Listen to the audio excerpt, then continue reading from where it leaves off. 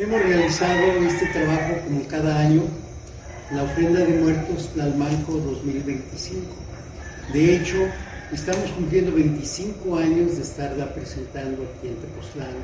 Es un trabajo que realizamos con mucho cariño, con mucho amor, y que lo compartimos a nuestra comunidad tepozteca. Ahora llegan muchos turistas y vienen aquí a ver, vienen de muchos países y hemos recibido opiniones muy afortunadas de parte de ellos. Este año el tema que hemos abordado es precisamente los pioneros del rock en México. ¿Por qué los pioneros del rock en México? Bueno, fue una moda que se dio a finales de los años 50, que venía precisamente de los Estados Unidos, donde había sucedido ya aquella Segunda Guerra Mundial, había terminado, y los remanentes habían quedado en la juventud de los Estados Unidos. Ellos crearon una forma, un estilo de rebeldía, ¿sí?, a su manera, a su forma, y lo compartieron tanto en la literatura como en las artes visuales y en la música, muy importante. ¿Sí?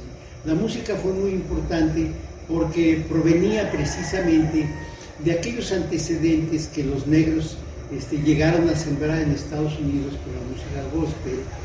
Después viene el hillbilly, viene el bebop, viene el jazz, viene el blues, el swing, ¿sí?, y muchos exponentes de música con derivaciones de música, ¿no?, negra. De ahí surgen pues grandes artistas que hicieron el inicio o el preámbulo para lo que fue posteriormente el rock and roll. Podemos mencionar algunos como Fats Domino, como Chuck Berry, como, en fin, Chordets. Hubo muchísimos.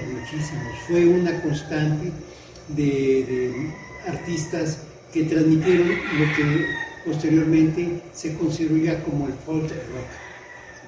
Aquí en esta ofrenda de muertos, pues nos hemos coordinado mi esposa y yo, y tenemos casi un año de estarla preparando, yendo a conseguir algunos objetos que nos hagan sentir que estamos en la época, ¿sí?, como son los viniles. Fuimos consiguiendo una buena cantidad de viniles de grupos de la época, no nada más mexicanos, sino de muchas partes. Aquellos grupos que fueron los pioneros del rock, pues fueron grupos aparentemente incipientes, y la industria disquera pues los tomó no muy en serio, ¿sí? Les dio oportunidad de que grabaran y les dio muy poco tiempo. De hecho, hay grupos que nada más les dieron una noche para que grabaran y lo que pudieran hacer durante toda una noche. Pero curiosamente, esa música quedó ahí en la memoria y es las primeras expresiones de música de rock, como la de los Locos del Ritmo, como la de los Rebeldes del Rock, que tuvieron nada más una noche para grabar y lo hicieron en una sola toma, ¿sí?, sin mezcla, directamente. Entonces es una música muy fresca que salió y que se hizo pues pública a través de las estaciones de radio y penetró en la juventud de esa época. Estoy refiriendo precisamente en la panorámica de aquí de la ofrenda una imagen del estacionamiento que había a un lado de la rectoría de la universidad. Recién la universidad había sido inaugurada como un espacio donde llegaron a aglutinarse las facultades y las escuelas profesionales, el Estadio Olímpico también, que fue muy importante. Hubo un antecedente, ¿sí?, que le dio también visión a esa ciudad universitaria, como fue una exposición industrial que se presentó ahí de Alemania, causó furor, ¿sí? De todo eso, pues seguramente los rebeldes del rock vieron un lugar de moda importante y quisieron tomarse la fotografía para ilustrar su primera grabación. Esa grabación pues llegó hasta nuestros días precisamente en viniles que coleccionistas han estado teniendo, y nosotros lo tomamos precisamente como el tema de fondo de nuestra ofrenda de muertos. Pues yo puedo decir poco porque en realidad es un tema. Yo lo que hago aquí es apoyar y caracterizar y lo que sea necesario. En ocasiones tocamos, bueno, hemos tomado diversidad de temas para las ofrendas, 25 años, y cuando son de un corte, digamos, más afín a mí, intervengo. Pero como le dije desde un principio, esta es mi ofrenda. ¿Sí? Son sus recuerdos, son sus vivencias y tú amas el rock de corazón. ¿Sí? Entonces esta ofrenda yo la veo como una manifestación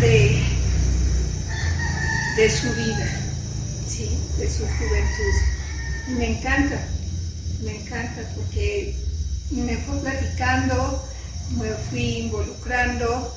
Yo estaba, pues no muy chica, pero sí, mis hermanos mayores sí escuchaban esto, yo la radio también lo escuchaba, pero yo no era de ir de danzante, ni si acaso la rocola, yo creo que alguna vez le metimos monedas, pero nada más.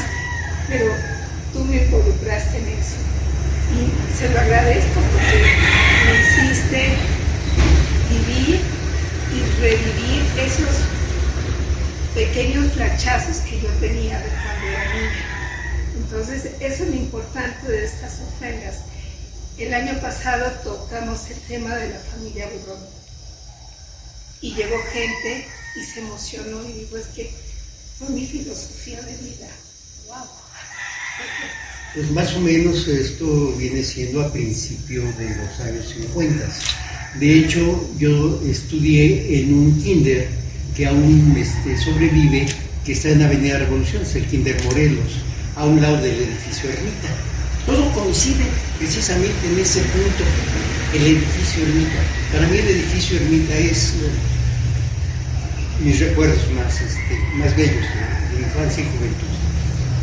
En ese edificio Ermita estaba la librería de los Pingüinos y la atendía una señora a la que le decíamos la tía. Mi papá me llevaba de niño a comer helado. Cuando entré a la secundaria, entré en una secundaria de gobierno que estaba cerca de la avenida Chapultepec, cerca de Chapultepec. Nosotros vivíamos en el centro de Tacubaya y tenía que tomar el tranvía para ir a la secundaria. Iba por toda la avenida Revolución, delante de Los Santos.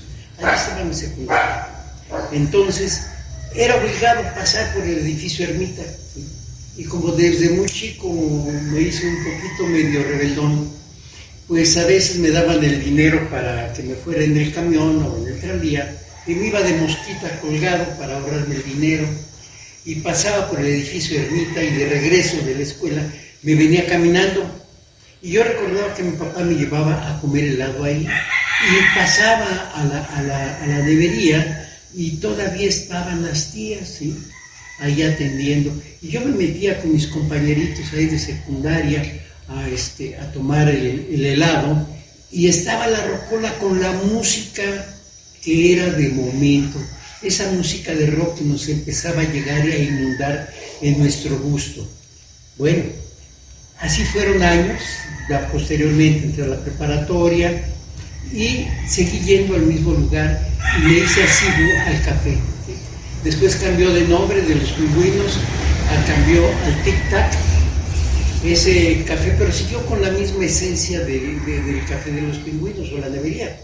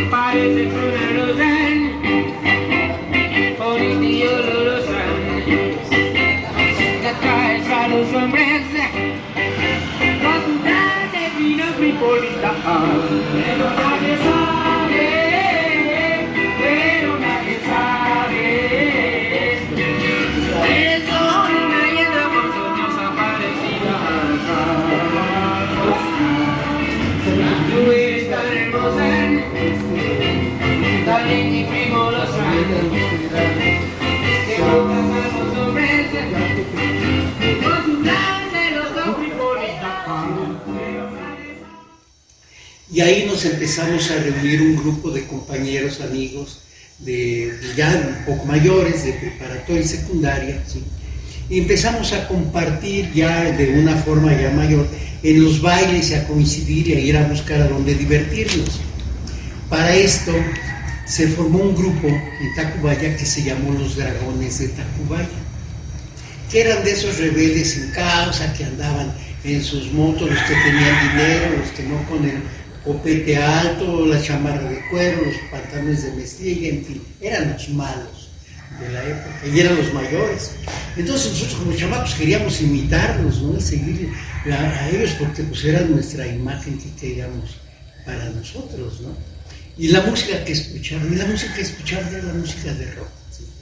Y ya se empezaban a hacer pues tardeadas, a donde curiosamente pues eran en frontones. Había un frontón en San Miguel Chapultepec, que hasta la fecha sigue estando en la calle de General Cano.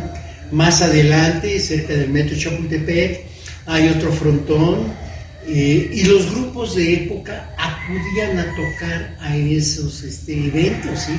Como eran los Locos del Ritmo, los Crazy Boys, ¿sí? Había quien nos llevaba a tocar y nosotros tuvimos la oportunidad de 16, 17 años de escuchar a esos grupos e impresionarnos, ¿no?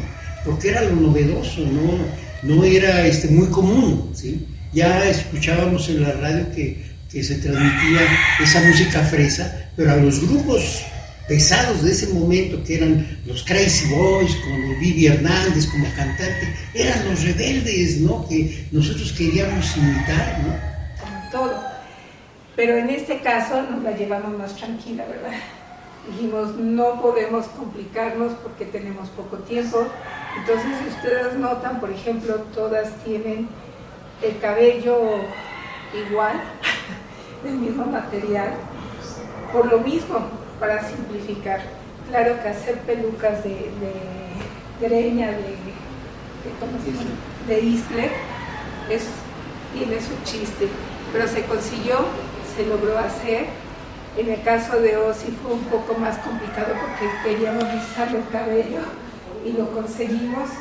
Y las otras damas, bueno, pues no fue tan difícil. Hay que pensar siempre en el momento que estamos queriendo representar.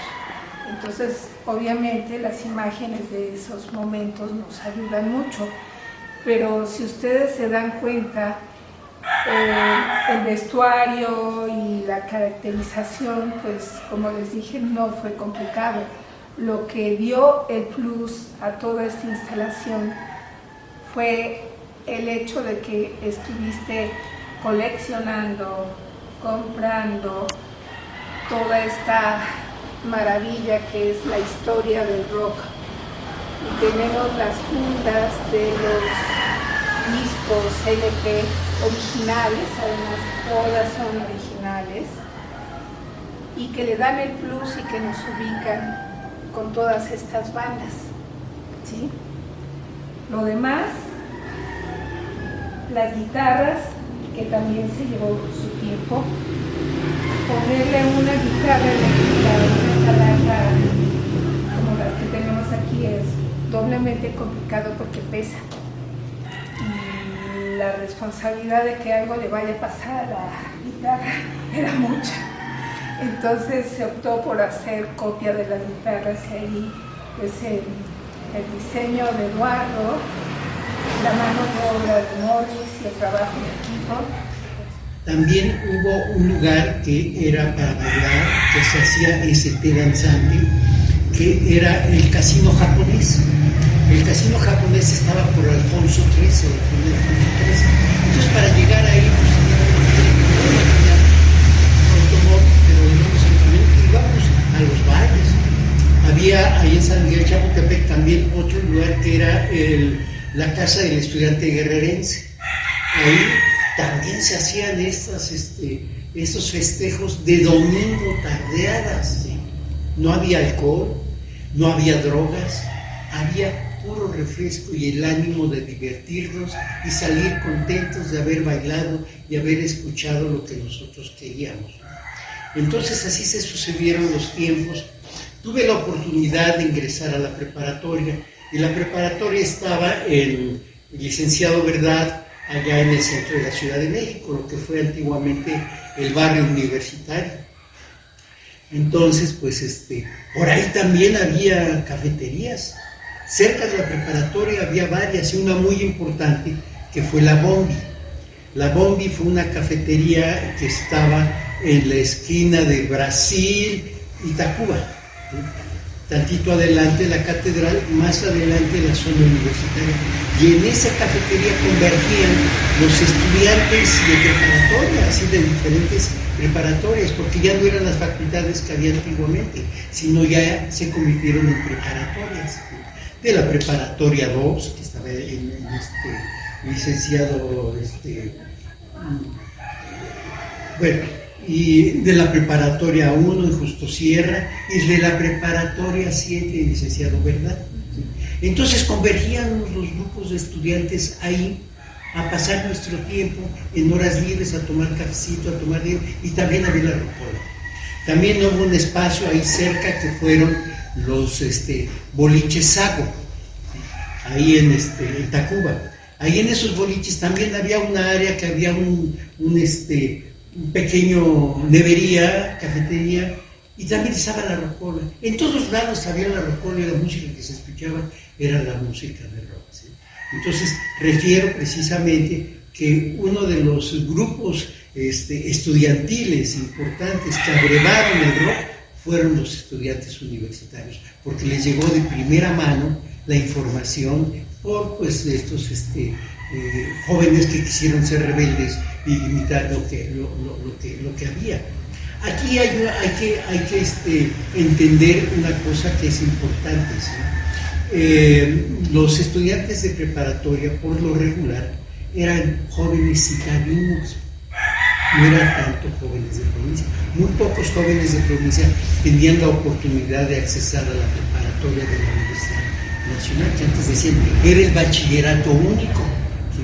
Todavía preparatoria 2 seguía conservando ese bachillerato único que era de 5 años, que era secundaria y preparatoria. ¿Sí? Las demás ya se habían seccionado. Quien era de secundaria tenía que hacer el examen para la preparatoria, que ya era de 2 años, ¿sí? Entonces eran 5 años. Entonces, a diferencia del Politécnico, en el Politécnico llegó muy poco la información del rock de esa primera etapa, porque la gran mayoría de jóvenes estudiantes eran de provincia.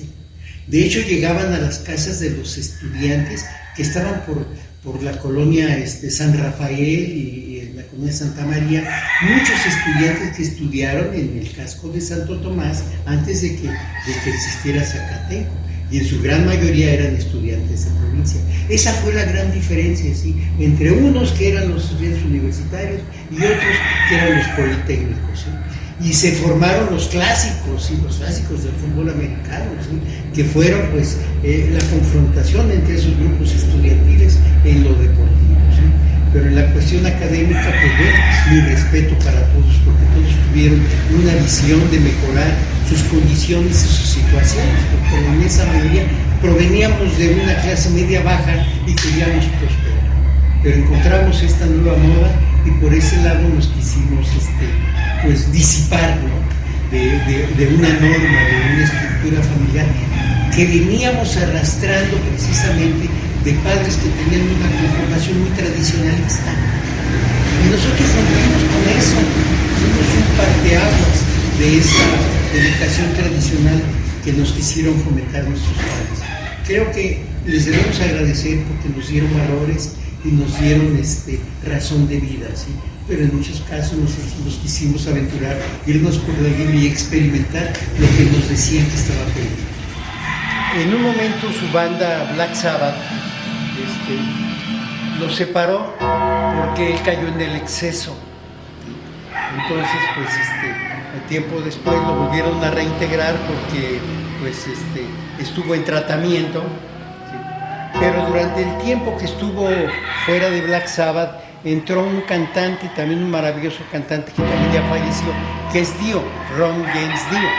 Y Ron James Dio le dio una fuerza inconmensurable a Black Sabbath, con un poder de voz y una expresividad muy grande, ¿sí? Él se quedó atrás. De hecho, a mí me gusta mucho más la banda Black Sabbath cuando estuvo con Dio, pero la esencia de Black Sabbath es Ozzy. Yo tengo la visión, y salvo la opinión de otros, ¿sí?, que la industria de consumo ya nos viene conformando a través del tiempo y con mucha anticipación al momento en que surge una moda, ¿sí? Ya la moda ya viene diseñada, estructurada y manifiesta para un determinado momento, ¿sí? No para ese momento preciso en que surge ese estilo, ¿no?, sino va penetrando en la sociedad de una manera muy sigilosa hasta que se implementa y se convierte en un negocio, en una industria fuerte, ¿sí? Si lo vemos desde ese punto de vista, así es, ¿sí? Y precisamente en los años 60, cuando surgen estos grupos, surge un movimiento también, un movimiento encabezado por algunos escritores como Jacques Kerouac, y con artistas como Jackson Pollock, y artistas también como los músicos que refiero, ¿sí?, como los Beatles, y toda esta playa de músicos, hasta Janis Joplin, ¿sí?, y pasando por una gran cantidad de músicos que crearon a través de su música una nueva forma, un nuevo estilo más fuerte, más agresivo, ¿sí?, si se quiere, más contestatario. De los grupos ingleses, ¿sí?, que abrevaron, pero de lo más directo de los negros, el blues, ¿sí?, y lo interpretaron a su manera, tratando de imitar precisamente esa música que les llegó a ellos, porque en Estados Unidos habría la segregación también. Todavía. Entonces no se podían presentar los negros en Estados Unidos. Y si los metían a un lugar donde iban a tocar, entraban por la cocina, ¿no?, y los trataban mal, ¿sí? Y pues en Europa no. En Europa les abrieron camino, en Francia, en Inglaterra, y al contrario, los valoraron muchísimo. Entonces de ahí precisamente los ingleses lo tomaron y lo interpretaron a su manera, y surge la ola inglesa, con grandes grupos, grandes agrupaciones, y ocupan todo lo que es la escena musical de los años 70. Entonces se optó por hacer copia de las guitarras, y ahí pues el diseño de Eduardo, la mano de obra de Morris y el trabajo en equipo se consiguió. ¿Sí? Todo esto, perdón, tenemos que decirlo, es trabajo de equipo. No se hubiera logrado sin Morris, sin Laurita, sin tu hermano, sin el trabajo de todos. Todos estuvimos aquí involucrados y todos dejamos nuestra huella. Cada ofrenda que se hace, salvo las primeras que fuimos nada más tú y yo, el par de locos, afortunadamente se fue sumando gente que ha estado con nosotros, que nos apoya, y ahí está el resultado. Nada es de una sola, es trabajo de todos. Claro que recorrer la Ciudad de México buscando chácharas y buscando cosas, pues solamente... Y sin tener tiempo, porque sin tiempo. La verdad estuvimos muy apretados, muy apretados, y había la idea de conseguir una rocola real. Y alguien me dijo que sí sabía dónde podía conseguir una, allá en el Salado. Y ya no nos fuimos porque ya no, el tiempo nos ahogó, ¿sí? Ya no tuvimos la oportunidad de ir.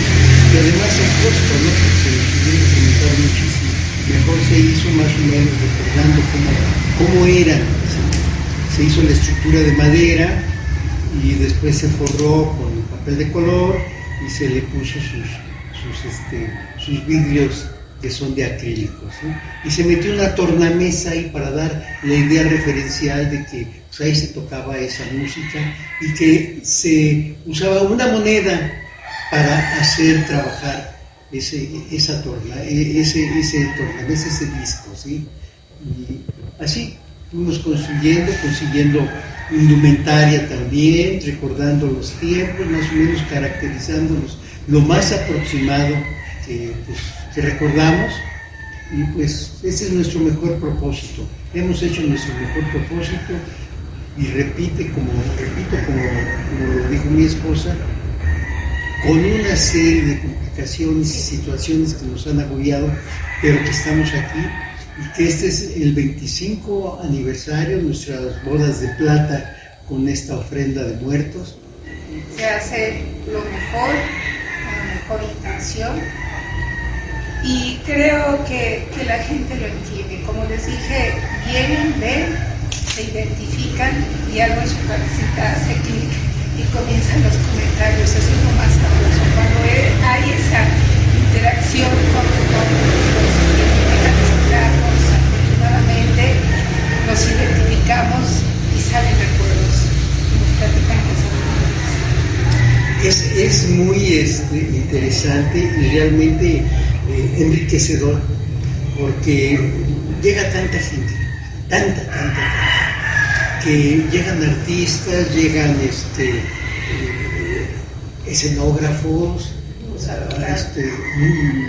dramaturgos, como Víctor Hugo Rascón Banda, que venía asiduamente aquí a las ofrendas, y cada vez que venía nos daba una opinión que nos comprometía mucho para ir trabajando y mejorando, ¿sí? Sí. Hasta que falleció, pero vienen otros.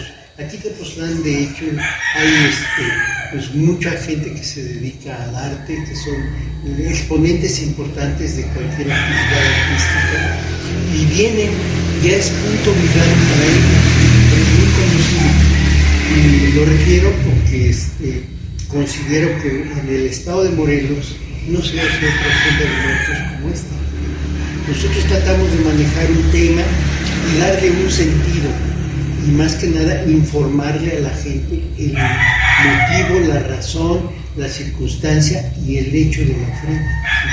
Entonces, pues ahorita pues es este tema. Hemos manejado muchos temas ya en 25 años, temas históricos, temas de Maximiliano y Carlota, por ejemplo.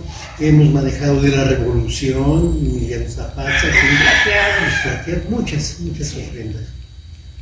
Entonces ahora quisimos hacerlo un poquito más lúdico. Sí.